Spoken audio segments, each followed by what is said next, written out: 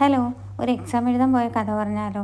Exam ഹാളിൽ AC ഉണ്ടായിരുന്നെങ്കിലും അകത്ത് കയറിയിരുന്ന് 3 മണിക്കൂർ വേർത്തതിൻ്റെ ക്ഷീണം തീർക്കാൻ നല്ല എന്തെങ്കിലും ഫുഡ് കഴിക്കണമെന്നുള്ളൊരു തീരുമാനത്തിലാണ് നമ്മളെത്തിയത്. അങ്ങനെ ഞങ്ങൾ അൽസാജിലേക്ക് എത്തി. അവിടെ ലഞ്ചിൻ്റെ പരിപാടികളൊക്കെ ആവുന്നേ ഉണ്ടായിരുന്നുള്ളൂ. അങ്ങനെ 2 ലൈം ജ്യൂസ് ഓർഡർ ചെയ്ത് നമ്മൾ അകത്തെ വൈബും പുറത്തെ പ്രകൃതി ഭംഗിയൊക്കെ ആസ്വദിച്ച് കുറച്ച് സമയം ഇരുന്നു. അങ്ങനെ ആ ഒരു പരീക്ഷയുടെ ക്ഷീണം തീർത്ത് റിലാക്സ്ഡ് ആയിട്ട് കുറച്ച് സമയം ഇരുന്നപ്പോഴത്തേക്ക് നമ്മുടെ ലൈം ജ്യൂസ് എത്തി.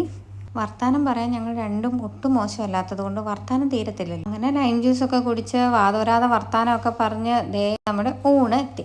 ഊണാണ് ഓർഡർ ചെയ്തത്. ഇവിടുത്തെ മന്തി ബിരിയാണിയൊക്കെ ഭയങ്കര സ്പെഷ്യലാണ്, പക്ഷെ നമുക്ക് ഊണ് കഴിക്കാനുള്ള ഒരു മൂഡായിരുന്നു. അങ്ങനെ ഇലയിൽ നല്ല ഊണൊക്കെ വിളമ്പി നല്ല പ്രോൺസ് റോസ്റ്റും ഒക്കെ കൂട്ടി നല്ല അടിപൊളിയായിട്ട് അന്നത്തെ ഉച്ചയ്ക്ക് കഴിച്ചു.